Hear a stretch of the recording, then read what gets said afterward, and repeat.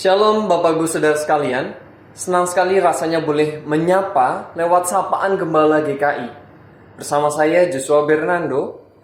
Hari ini kita akan membahas mengenai mendengarkan, menggunakan telinga dan juga hati. Dengan firman yang diambil dari 1 Samuel pasal yang ketiga, ayat pertama sampai dengan ke-10. Mari sebelum kita memulai membaca firman Tuhan, kita memohon pertolongan Tuhan. Mari kita berdoa. Ya Tuhan, ini kami anak-anak-Mu. Pada hari ini, di tengah segala kesibukan kegiatan kami ingin mendasari kegiatan kami dengan firman-Mu. Kami ingin berhenti sejenak merenungkan firman. Tuhan, kami mohon Roh Kudus-Mu agar menyala di dalam hati kami, memberikan kami semangat untuk mendengarkan, semangat untuk melakukan firman-Mu. Kami serahkan waktu pemberitaan firman pada saat ini hanya di dalam tangan kasih-Mu saja. Di dalam nama-Mu kami berdoa. Amin. Saudara, saya ajak kita untuk membuka bagian bacaan kita pada hari ini dari 1 Samuel pasal 3 ayat pertama sampai dengan ke-10. Silahkan dibuka Alkitabnya, saya akan membacakan untuk kita sekalian. 1 Samuel 3 ayat yang pertama. Samuel yang muda itu menjadi pelayan Tuhan di bawah pengawasan Eli. Pada masa itu firman Tuhan jarang, penglihatan pun tidak sering.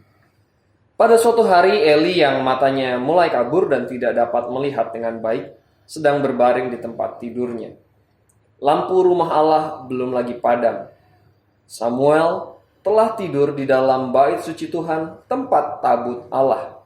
Lalu Tuhan memanggil, "Samuel, Samuel." Dan ia menjawab, "Ya Bapa." Lalu berlarilah ia kepada Eli, serta katanya, "Ya Bapa, bukankah Bapa memanggil aku?" Tetapi Eli berkata, "Aku tidak memanggil. Tidurlah kembali." Lalu pergilah ia tidur, dan Tuhan memanggil Samuel sekali lagi. Samuel pun bangunlah.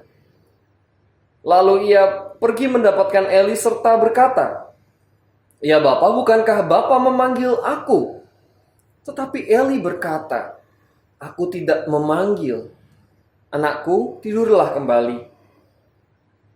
Samuel belum mengenal Tuhan. Firman Tuhan belum pernah dinyatakan kepadanya. Dan Tuhan memanggil Samuel sekali lagi untuk ketiga kalinya. Ia pun bangunlah. Lalu pergi mendapatkan Eli serta katanya, "Ya Bapa, bukankah Bapa memanggil aku?" Lalu mengertilah Eli bahwa Tuhanlah yang memanggil anak itu. Sebab ia berkatalah Eli kepada Samuel, "Pergilah tidur, dan apabila ia memanggil engkau, katakanlah, berbicaralah Tuhan, sebab hamba-Mu ini mendengar." Maka pergilah Samuel dan tidurlah ia di tempat tidurnya. Lalu datanglah Tuhan berdiri di sana dan memanggil seperti yang sudah-sudah, "Samuel, Samuel." Dan Samuel menjawab, "Berbicaralah, sebab hamba-Mu ini mendengarnya."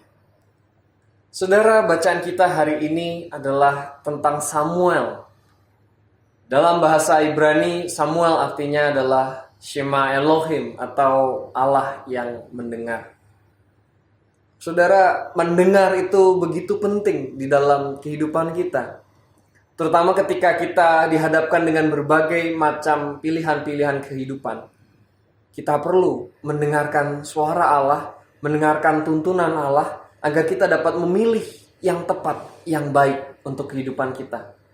Mari kita cermati bacaan kita hari ini, agar kita mendengarkan perintah Tuhan tidak hanya lewat telinga, tapi lewat hati kita.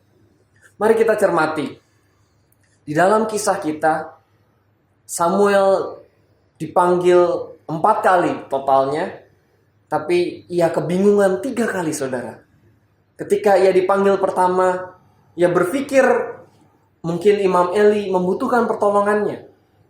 Kita tahu di kisah ini Samuel adalah jadi murid Imam Eli. Ia belajar bersama dengan Imam Eli. Dan kondisi saat itu Imam Eli kita temukan di ayat yang pertama, bagaimana Imam Eli sudah cukup rabun. Mungkin yang dipikirkan Samuel kecil adalah ia dipanggil oleh Eli untuk membantu Eli.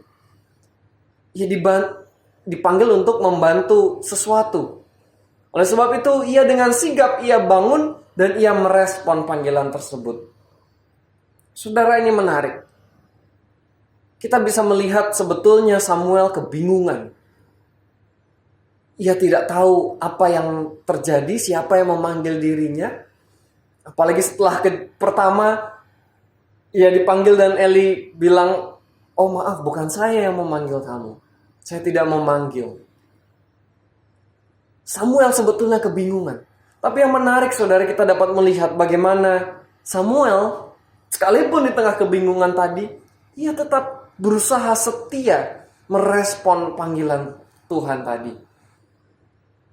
Saudara, ini jadi poin pertama yang penting kita resapi bersama-sama. Ketika kita bergumul, ketika kita dihadapkan dengan berbagai macam pilihan, tentu kita merasakan bagaimana sulitnya, bingungnya kita memilih. Jalan mana yang harus kita pilih? Pilihan mana yang harus kita ambil? Tapi menarik, melalui hari ini, kisah hari ini, kita lihat Samuel di tengah kebingungannya, ia tetap setia merespon. Saudara, kita sekalipun di tengah-tengah kebingungan kita diajak untuk tetap setia.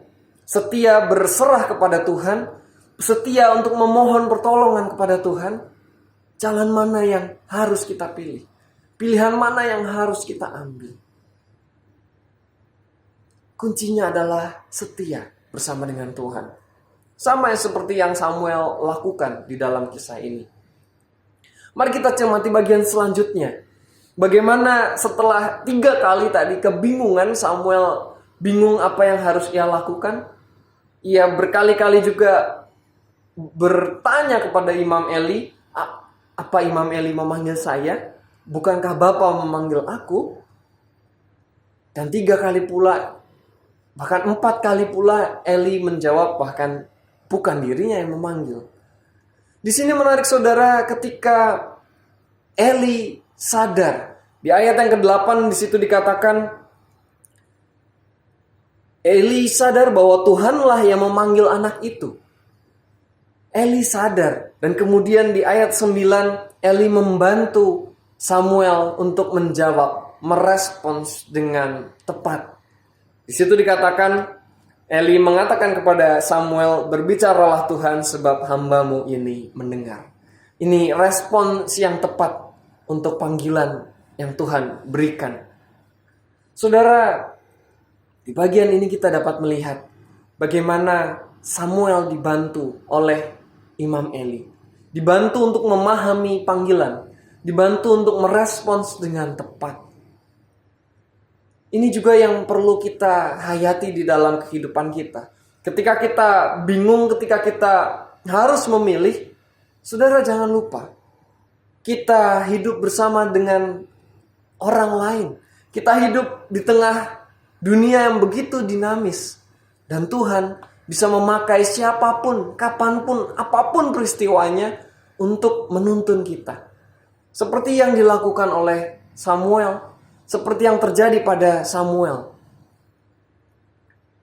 Dan juga menarik ketika kita membaca di sini, Tuhan memanggil Samuel tidak hanya sekali, dan tidak hanya sekali pula Samuel langsung bisa paham. Di sini kita melihat adanya proses. Samuel diajak untuk belajar, untuk mendengarkan.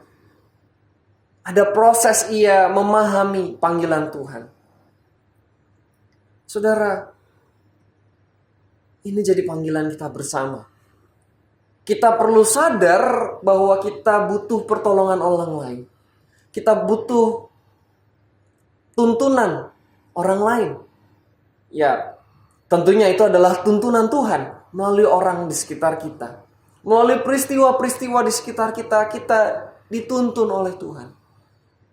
Pertanyaannya, maukah kita membuka hati kita? Membuka untuk dituntun melalui peristiwa yang ada, membuka hati untuk proses belajar yang saat ini kita sedang alami. Karena mendengar Tuhan tentu kita harus peka. Tidak hanya telinga tapi juga hati kita. Saudara, tentu semakin sulit kita mendengar, terutama di tengah-tengah dunia yang semakin hingar-bingar, di tengah dunia yang serba meminta komentar, meminta cuitan kita. Saat ini kita diajak juga untuk mendengar. Karena Tuhan menciptakan kita dengan 2 telinga dan 1 mulut. Saudara, kita diajak untuk membuka hati, mendengar apa yang Tuhan inginkan di dalam langkah kehidupan kita. Mendengar melalui orang-orang di sekitar kita, peristiwa kita. Mendengar juga melalui proses yang ada. Kita perlu berlatih untuk mendengarkan Tuhan terus-menerus. Dan kuncinya adalah setia, seperti yang Samuel lakukan. Mari kita belajar mendengar dengan telinga dan juga hati kita. Amin. Mari kita berdoa. Tuhan, ini kami anak-anak-Mu.